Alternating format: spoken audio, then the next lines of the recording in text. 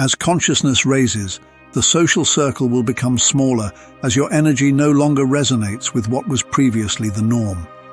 There may be stages of feeling alone, but those are natural growing pains to eventual independence and liberation. The more you're aligned with your true nature, the less dependencies there will be. The incarnation isn't the one reincarnating. It's the higher self that's creating another fractal of itself.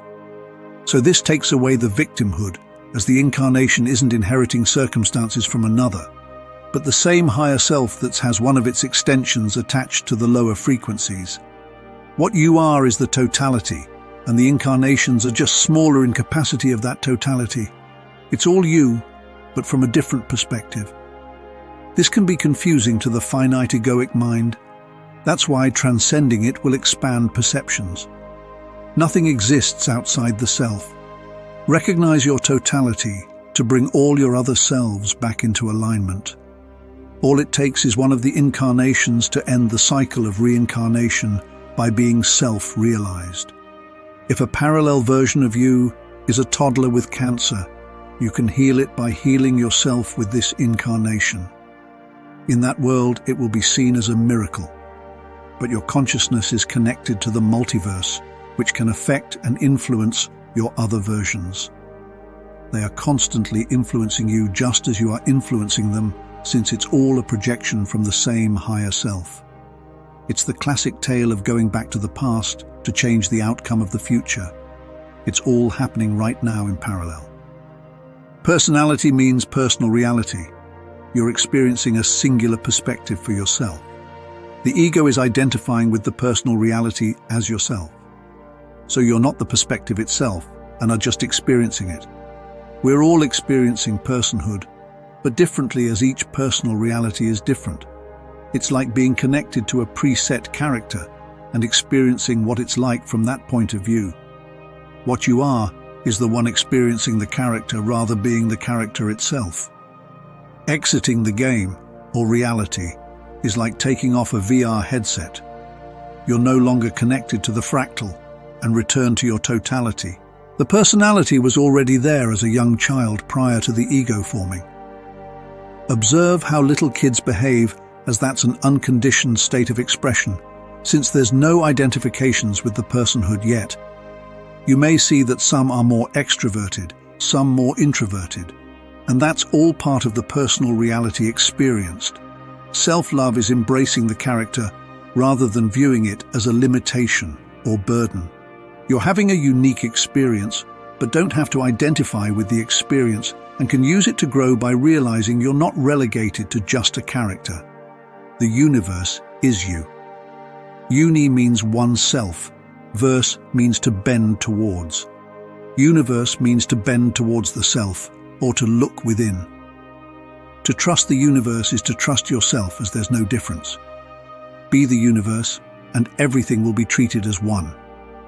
So don't react to circumstances, but choose to be how you want to feel. If you want to be at peace, feel calm and relaxed. Feel your own presence and fully experience your state of being. The universe has no choice to respond back, because the universe is already within you. When you choose your state of being, the universe is simply a reflection of it. If your state is disharmonious, then you will experience disharmony. But if you're harmonious, then you will also experience harmony. You decide how you want your experience to be by dictating your state of being. The challenge lies in not being in a reactive state and always be in a creative or choosing state, which is to be present. A choice cannot be made in a reactive state, because consciousness isn't online to make a choice, since reactions are a direct byproduct of being inside the mind. To make a choice is to be in the here and now, which puts you in a self-empowered state. Remember, in the mind means reactive, out of the mind means responsive. Be present perpetually to stay in a responsive state, so you can always choose to be how you want to feel and feel how you want to be. Peace is instantaneous when you drop the mind and be right here, right now. The present moment is brand new, so it's also an opportunity to reset and start anew. Belief systems were necessary for the evolution of consciousness, but it served its purpose, and consciousness can no longer evolve with just believing. The next stage will require direct experiences and application, which will lead to embodiment and self-mastery. It's like a pointer pointing in a direction. Staring at the pointer isn't going to actually get you to the destination, and you have to take action to arrive there. Memorization isn't a replacement for realization. It's the difference between knowledge and wisdom.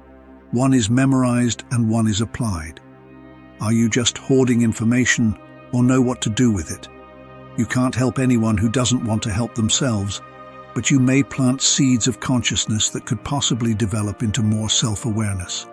For example, you could casually bring up that all suffering is self-induced and that you're doing it to yourself. If you want suffering to end, then you must choose not to suffer. This plants the seed within the mind and gives them something to ponder, if they choose to ponder it and explore further. Any feelings of obligation to save the world is coming from the ego, so recognizing that everyone is on their particular path will ensure your own energy isn't getting drained in the process. The past is never fixed. As if it was, you won't be able to see it from many perspectives. Recognize your ability to shift perspectives and your perceptions of the past will change. This can also be said of a potential future outcome. Shift perspectives to see it from many angles. The present is an opportunity to change your perceptions about anything by shifting your perspective. You're always free and are never bound to any one perspective. Shift perspective to, the idea in my mind is activating this annoying feeling. That changes victimhood to empowerment, as you have something you can control, which is your perspective. Sit in pure awareness. This is what you actually are, not the thinking that comes from the egoic mind. Sounds are just sounds with no attached narrative to them. You can meditate on the sounds, rather than instinctively judge them.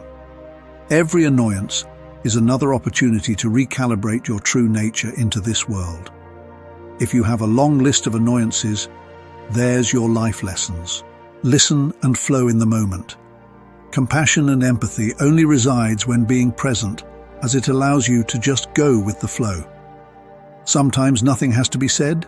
Sometimes you can just say yeah or okay in a non-judgmental manner. What's projected is a reflection of the level of consciousness within. Let your own presence flow with whatever is said or done. If you're completely calm, relaxed, conscious, and coherent, how would you respond? Sometimes you can transmute the lower vibrations by making light of it and inserting a joke, again in a non-judgmental manner. You can turn a conspiracy theory by using a movie reference like Aliens or Terminator or something. Lol, it's up to you. When you're fully embodying your own presence energy, reactions are non-existent, and it's now playtime where you can respond with higher vibrational energy. A reaction is like trying to put out a fire when you've become engulfed by the flame itself. To meet fire with more fire would be unwise, so to actually put out the fire is to be the water. By being present, you're essentially fireproof, as you're not getting affected by the mental machinations of concepts or ideas.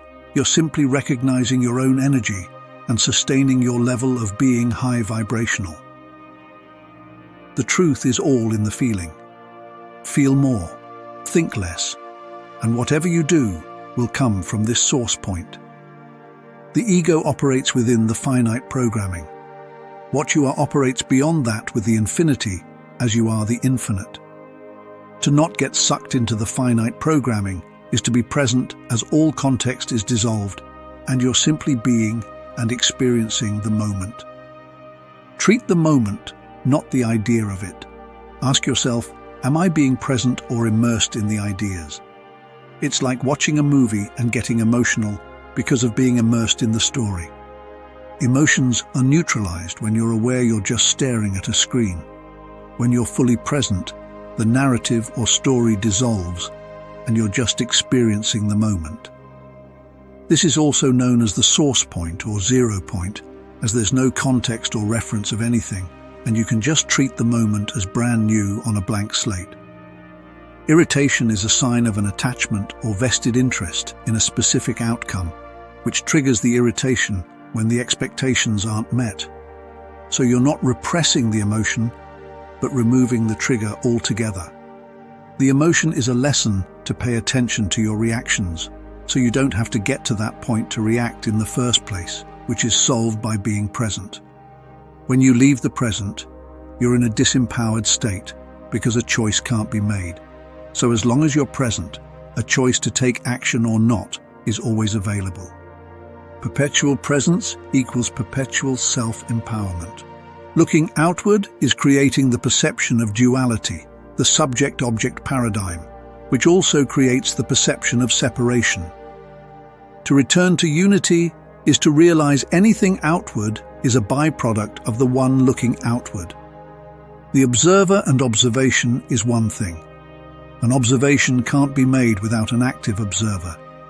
Essentially, it's all you. Always has been. Always will be. This may be overwhelming, as you're the only one perceiving your direct experience, but can also be liberating, knowing you control your own universe. Remind yourself that any thought, emotion, sensation, or feeling is all stemming from your own perspective. You're not alone because this holds true for everyone else. Each perspective is unique, thus experienced differently. The only life you're experiencing is your own, and this goes for everyone else. The human experience is entirely subjective, relative. You're the god of your life, so only you get to decide how you want your experience to be. If a perception doesn't serve you, shift. You're always free to shift perspectives and are never bound to anyone in particular. This is your godlike ability, to shift freely. To stay in a self-empowered state is to always know you're always free to shift perspectives. Feeling trapped is not realizing you're always free. The disempowered state is shame and blame. The self-empowered state is consciously choosing and creating. If you had the option to disempower or empower yourself, which would you choose? The only one that can make this decision is your higher self. You are the higher power. Faith isn't necessary when you know what you are at the core, which was already within you this whole time. Be all that you can be, infinite and unlimited.